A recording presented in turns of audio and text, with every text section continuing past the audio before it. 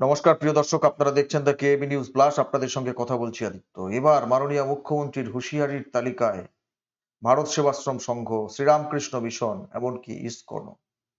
আজকে আরামবাগের গোঘাটের সভা থেকে রাজ্যের মাননীয় মুখ্যমন্ত্রী কার্যত হুঁশিয়ারি দিয়েছেন ভারত সেবাশ্রম সংঘ, ইসকন এবং শ্রীরামকৃষ্ণ মিশনের সন্তদের উদ্দেশ্যে। বলেছেন সব মানুষ সমান হয় না, সব স্বজন সমান হয় না, সব সাধুও সমান হয় না। উনি নাকি আইডেন্টিফাই করেছেন, যেমন বলেছেন যে বহরমপুরের যে ভারত সেবাশ্রম সংঘ, সেখানকার কার্তিক মহারাজ, তিনি নাকি বলেছেন তৃণমূল কংগ্রেসের এজেন্ট বসতে দেব না। জানি না কোথায় বলেছেন তিনি, জানি না। সেরকম যদি কোনো ভিডিও থেকে থাকে, কোনো প্রমাণ থেকে থাকে, রাজ্যের মাননীয় মুখ্যমন্ত্রী সেটাকে সামনে আনা উচিত। অন্যথায় এত বড় সংস্থাগুলোর বিপক্ষে এইভাবে তার খুল্লম খুল্লা বক্তব্য রাখা উচিত কিনা আপনারা বিচার করবেন। তিনি সরাসরি রামকৃষ্ণ মিশনকে বলছেন যে আসানসোলে একটা রামকৃষ্ণ মিশন আছে, রামকৃষ্ণ মিশনকে আমি কি হেল্প করিনি, 1 2 3 4 করে তালিকা শুনিয়ে দিচ্ছেন। ইসকনের কথা স্মরণ করিয়ে দিয়ে বলছেন ইসকনকেও আমরা জমি দিয়েছি 700 750 একর। আর রামকৃষ্ণ মিশনের কথা তিনি বলতে গিয়ে বললেন যে ওদের একটা হোয়াটসঅ্যাপ গ্রুপ আছে, সবাই নয় কিন্তু দিল্লি থেকে নির্দেশ আসে আর সেখানে বিজেপিকে ভোট দেওয়ার জন্য বলে। চিন্তা করে দেখুন, ভারতবর্ষে শুধু নয়, সারা পৃথিবীব্যাপী যাদের সেবা পরায়ণতার জন্য, সেবামূলক কাজের জন্য ভারতবর্ষের মাথা সসম্মানে উঁচু হয়ে আছে বহির্বিশ্বে, সেই সব সংগঠনগুলোকেও, সেই সব স্বেচ্ছাসেবী সংগঠনগুলোকে, ধর্মীয় আধ্যাত্মিক প্রতিষ্ঠানগুলোকে আক্রমণ করতে ছাড়ছেন না। আসলে বুঝতে পারছেন পদে পদে যে পরাজয় বোধহয় আসন্ন, সেই জন্য কাউকে ছাড়ছেন না, কাউকে ছাড়ছেন না। আগে শুনুন মাননীয় মুখ্যমন্ত্রীর বক্তব্য, তারপর নিশ্চয়ই আসবো। সংখ্যালঘু সম্প্রদায়ের মানুষের মন পাওয়ার জন্য তিনি যখন ইমাম সংগঠনকে নামিয়ে দেন, ইমাম সংগঠনের প্যাডে যখন লিখে রাজ্যের শাসক দলের পাশে থাকতে অনুরোধ করার কথা বলা হয়, আর ওইখানে হুমায়ুন কবির, মুর্শিদাবাদের ভরতপুরের বিধায়ক, তিনি যখন কার্যত হুঁশিয়ারি দিয়ে সনাতনীদের উদ্দেশ্যে কটু কথা বলবার চেষ্টা করেন, তখন মাননীয় মুখ্যমন্ত্রী তো প্রতিবাদ করেন না। সাধুদের প্রতি এইরকম বিষদগার তার, এতে পরিষ্কার বোঝা যাচ্ছে যে পরাজয়ের একটা ভ্রুকুটি তার চোখের সামনে। তিনি কোনো প্রতিষ্ঠানকে আর কার্যত সহ্য করতে পারছেন না, বিশেষ করে সনাতনীদের সহ্য করতে পারছেন না। বড় দুর্ভাগ্যজনক, বড় দুর্দিন বাংলার। দেখুন কি বলেছেন, শুনুন। সব সাধু তো সমান হয় না, সব স্বজন সমান হয় না। আমাদের মধ্যেও কি আমরা সবাই সমান? না।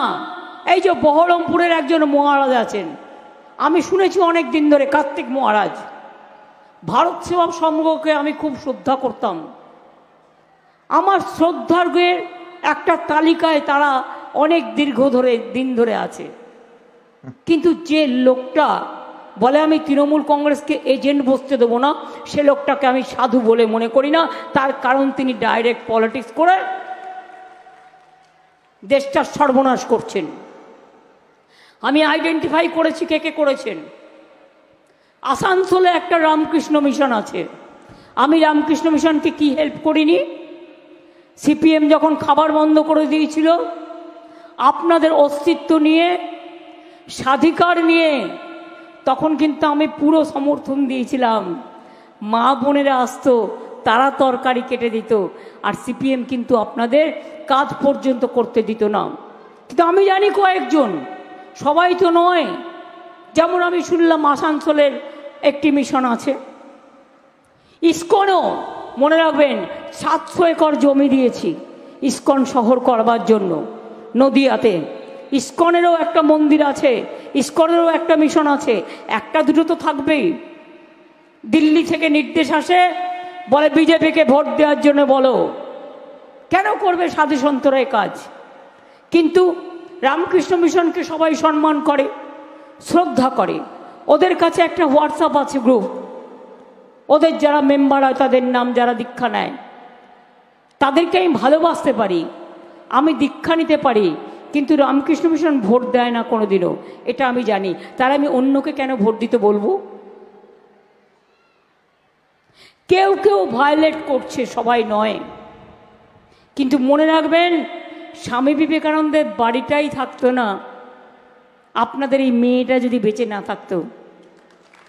একদিন হঠাৎ রাতে আমার কাছে ফোন করেন, তিনি মারা গিয়েছেন। ডক্টর সুব্রত মৈত্র নাম করা ডাক্তার ছিলেন, আমাকে রাত 12টায় ফোন করে বলছেন, মমতা এই দেখো আমাদের এটা দখল করতে এসছে। আমি বললাম কারা? স্বামী বিবেকানন্দের বাড়ি। কল্পনা করতে পারেন? দখল করতে গেছে কয়েকটা মাফিয়া মিলে। আমি বললাম তাই? এত বড় সাহস?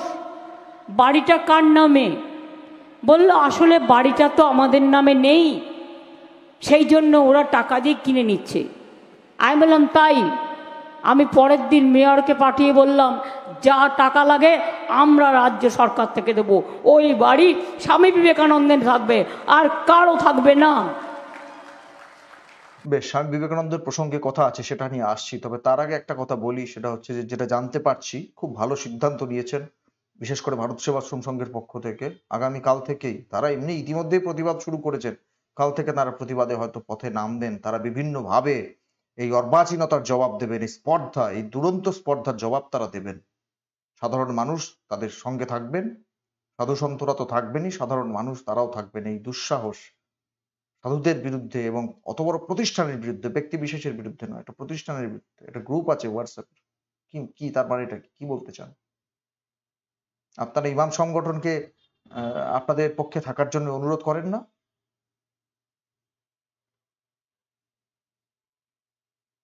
এগুলো বলতে গেলে আবার সাম্প্রদায়িক বলে দাগিয়ে দেওয়ার চেষ্টা হবে। পশ্চিমবাংলার সবচেয়ে বড় সাম্প্রদায়িক কে? আপনারা জানেন তো, বুঝতে পারেন তো। আর শেষে সাম্প্রদায় স্বামী বিবেকানন্দর বাড়ির প্রসঙ্গে যে কথাটা উনি বলবার চেষ্টা করলেন, একটা কথা বলবো, যে মাননীয় মুখ্যমন্ত্রীর আমলে, যে মাননীয় মুখ্যমন্ত্রীর সময়কালে স্বামী বিবেকানন্দর বাড়িটা দখল করতে এসেছিল মাফিয়ারা, উনি তারপরে বললেন আমি রাজ্য সরকার থেকে টাকা দিয়ে ওটাকে রক্ষা করেছি। প্রশাসনিক ব্যর্থতা আপনার। আপনার রাজত্বকালে, আপনার সময়কালে যদি স্বামী বিবেকানন্দের বাড়ি দখল করতে কেউ চলে আসে, তার ব্যর্থতার দায় আপনার নয়? আরে নেতাজি সুভাষচন্দ্র বসুর বাড়িতে গিয়েও তো বলেছিল যে সুভাষদাকে ডেকে দিন, বা ওইরকম একটা কিছু বলবার চেষ্টা করেছিল। কারা তারা? আপনার সময়কালে। আপনি প্রশাসনিক ভাবে ব্যর্থ, এটা স্বীকার করবেন না? ওইটাকে সামনে আনলেন যে আমি বলেছি রাজ্য সরকার থেকে যা টাকা লাগে দিয়ে করে দেবো। হ্যাঁ, করতে তো হবেই। আপনি রাজ্যের ক্ষমতায় আছে, আপনি করবেন নাকি অন্য বিজেপির লোক এসে করবে, না সিপিএম করবে, কংগ্রেস করবে? কেউ করবে না, আপনিই করবেন। আপনার দায়িত্ব, ওই দায়িত্ব পেয়েছেন আপনি মানুষের ভোটে নির্বাচিত হয়ে, ওটা আপনার করার কাজ। তা বলে সাধুদের হুমকি দেওয়াটা, এই এত পৃথিবী বিখ্যাত এবং শ্রদ্ধার আসনে তারা সমাসীন, আপনার শ্রদ্ধার কে তালিকায় কে থাকলো আর না থাকলো তাতে খুব বেশি কিছু এসে যায় না। ব্যক্তি আপনি কাকে শ্রদ্ধা করলেন তাতে কিছু যায় আসে না, প্রতিষ্ঠানগুলোর কিচ্ছু যায় আসে না। সারা পৃথিবীব্যাপী তাদের সেবা পরায়ণতার জন্য তারা এমনিই শ্রদ্ধার আসনে আছেন। আপনি বললেন কি করে যে তাদের মধ্যে কেউ কেউ রাজনীতি করছেন, বিজেপিকে ভোট দিতে বলছেন দিল্লির কথায় হুকুম তামিল করে? প্রতিবাদ হবে না? কাল থেকে সাধু সন্তরা পথে নামবেন, সর্বব্যাপী প্রতিবাদ হোক, সর্বব্যাপী প্রতিবাদ হোক। চলতে পারে না এভাবে। যা খুশি তাই বলতে পারেন না উনি, মাইক হাতে আছে বলে আর পশ্চিমবাংলার অধীশ্বরী হয়ে বসে আছেন বলে যা ইচ্ছা বলতে পারেন না। আপনারা আপনাদের মূল্যবান মতামত কমেন্ট বক্সে কমেন্ট করে জানাবেন। নজর রাখবেন আমাদের প্রত্যেকটা প্রতিবেদনে। এই বিষয়টা আমাদের নজর থাকবে, আমরা দেখব, আমরা এ নিয়ে আরো প্রতিবেদন করব আপনাদের জন্য। ধন্যবাদ।